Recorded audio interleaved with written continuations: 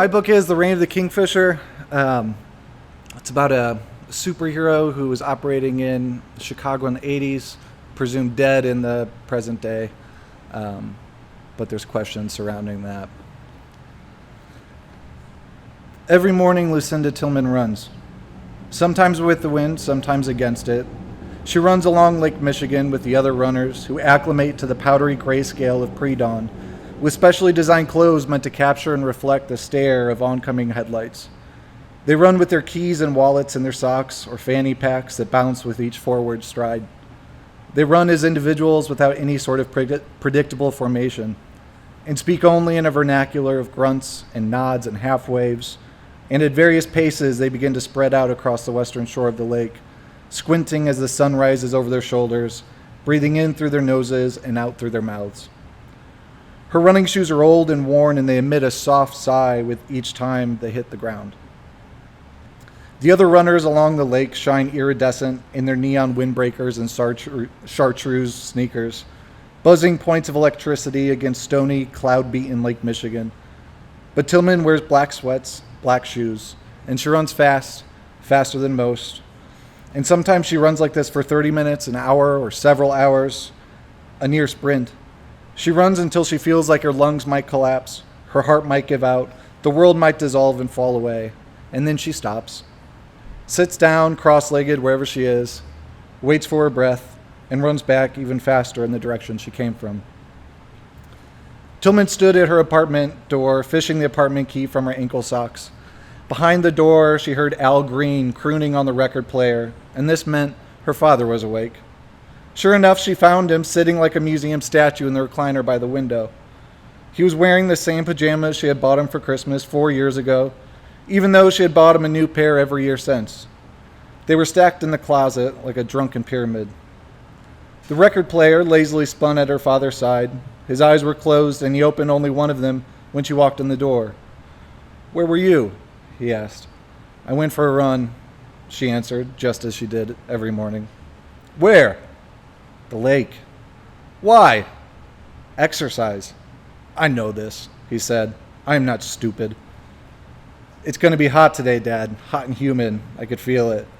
"Always hot. Because conditioner unit," he pointed to the air conditioner unit in the window, "blows hotter air inside." "No, it doesn't," she said, unlacing her shoes. "It's a new air conditioner, Dad." "I know it when I feel it. I am not an idiot." She left him sitting in his recliner, and as she passed him, she thought he looked smaller today than he had yesterday. Yesterday, she had thought this as well. This didn't make her observation any less true, but it comforted her on some small level to know that, at the very least, she was noticing his gradual dissolution. She wondered if someday, in the as-of-yet distant future, she might come home to find nothing more than the mere suggestion of her father, the man having fully collapsed into himself. He called after her in the kitchen. "What time you come home from work today?" She pretended not to hear him. In the kitchen, she made a protein shake. She added honey to the frothy mix and stirred. It tasted like sidewalk chalk and dirt and brown mushy banana and honey. What she couldn't choke down in a single swig, she brought with her into the living room. She sat on the couch next to her father and turned on the television for the morning news. The news anchor competed with Al Green in the small, dimly lit space. "Turn it off," her father protested. "I have my music." She turned up the volume on the remote. The television played. The gunman then proceeds to demand the release of the medical examiner's report, which our producers were able to confirm has, in fact, never been released to the public concerning the Kingfisher. Until the ME report is released, the gunman says he will kill again. This threat is all the more ominous, concerning that the gunman claims to have hostages. We are still waiting on a statement from the police department, but for the time being, we're going to show you a clip of the video right now for those of you who have not already seen it circulating online. Even though we have edited the footage to remove most of the graphic imagery, we want to caution that particularly sensitive viewers, such as young children, may want to leave the room at this point. "Dad," Tillman said, "are you seeing this?" One eye struggled open. Al Green hit a high note and simply hung there. "I do not see what's happening," he said, but watched anyway as the grainy video played. When it was over, the camera turned to the news anchor, clearly improvising as he went along, waiting for his producer to speak into his ear. Tillman turned down the volume until only a whisper escaped the speakers. In the near silence, her fingers flexed into a fist. There's something unimaginably cruel and small, Tillman thought, about filming the murder of someone and then sharing it with the watching world. This is a specter haunting the 21st century, the unspoken hunger for these once unspeakable things. She imagined her final moment on Earth replayed 1,000,000 times for everyone but herself. "That man said the kingfisher is still alive?"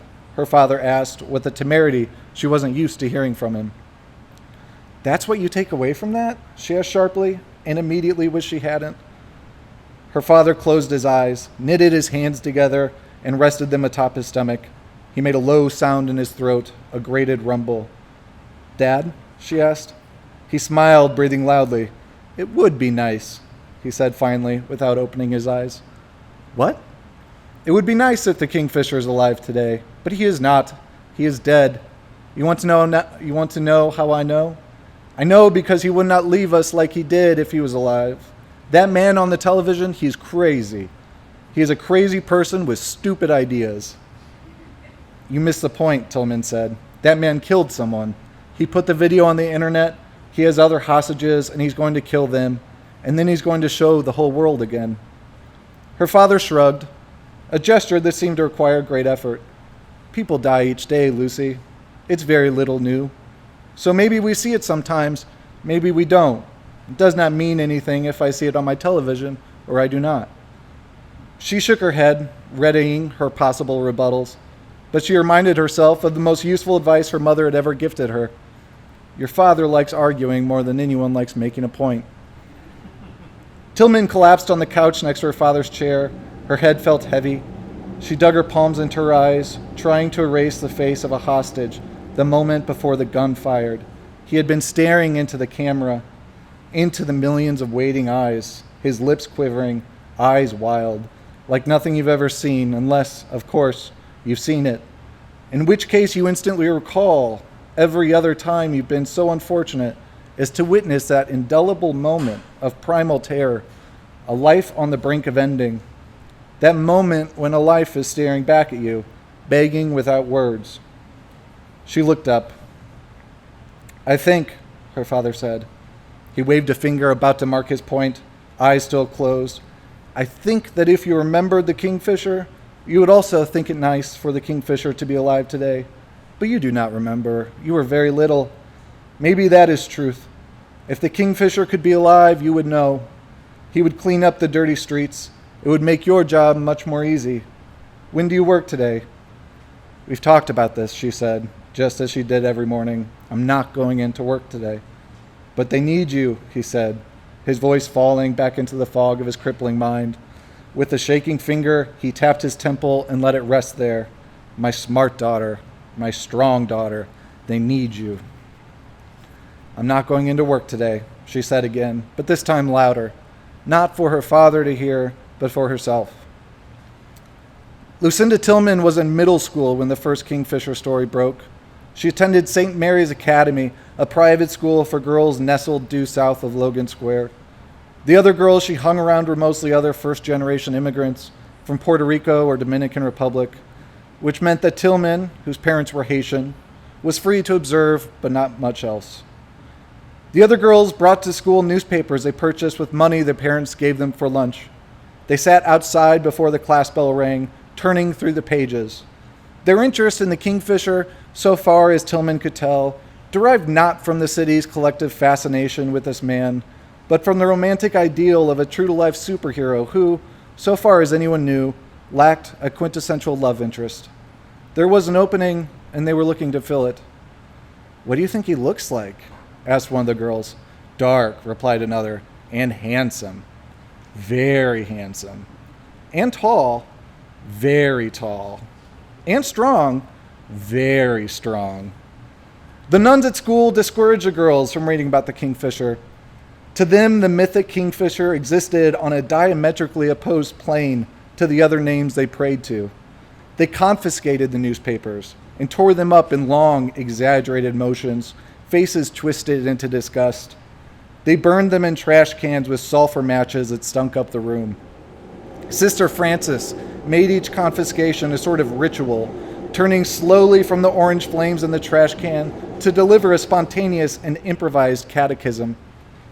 It is not man's job to punish his fellow man. Leave this to the Creator eternal. Only God and God alone can judge mankind. The day that the Kingfisher's death was announced in the newspapers, Tillman was in 9th grade. She heard the news from the girl who sold her individual cigarettes in the alleyway before school.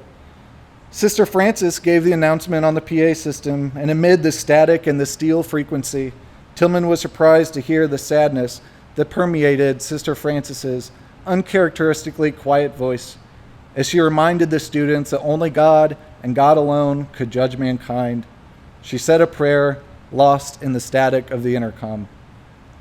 On her way home from school, Tillman bought one of the few remaining copies of the day's Inquisitor from a street vendor.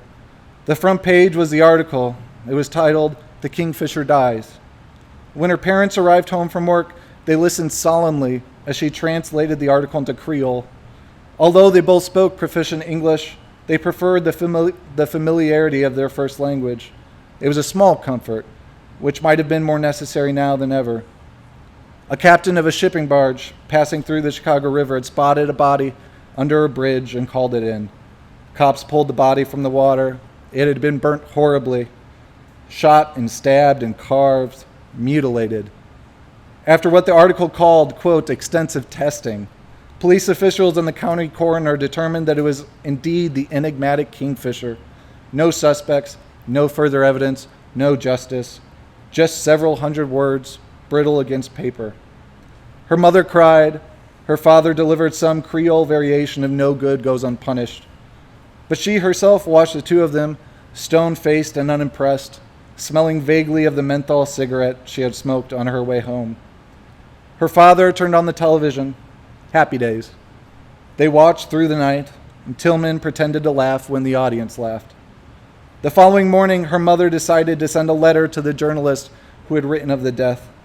It was a sympathy letter of sorts. Though her father had never met the man, he nonetheless felt close to him after reading every last word of the Kingfisher articles for nearly 5 years, or rather, having his daughter translate and read to him these articles. Perhaps it was appropriate then that he also had his daughter write the letter, as he dictated it to her in his native language. And all these years later, though the rest of the 4 pages were completely lost to memory, Tillman could still remember the closing line of the letter, and when she remembered it in her father's drag and glide voice. "I'm so sorry you lost your friend, because he was also my friend. He was all our friend, and he did good things, and I miss him too." Thank you.